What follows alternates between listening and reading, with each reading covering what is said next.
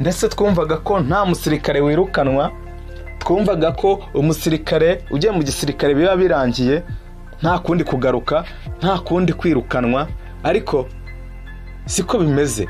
RDF iyo ugiye muri ibi byiciro inshuro ebyiri urirukanwa, uvanwa mu gisirikare.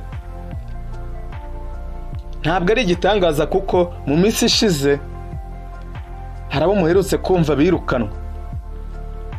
Ntabwo amakuru yose twayamenya cyangwa se ntabwo twamenya neza niba byaraturutse kuri izi mpamvu zo gushyirwa muri iki cyiciro inshuro ebyiri, ariko impamvu izo arizo zose ni izikumvisha ko umusirikare wo muri RDF aba ashobora kwirukanwa bitewe n'imyitwarire ye runaka igihe itari myiza cyangwa se igihe inyuranya n'amahame ya RDF.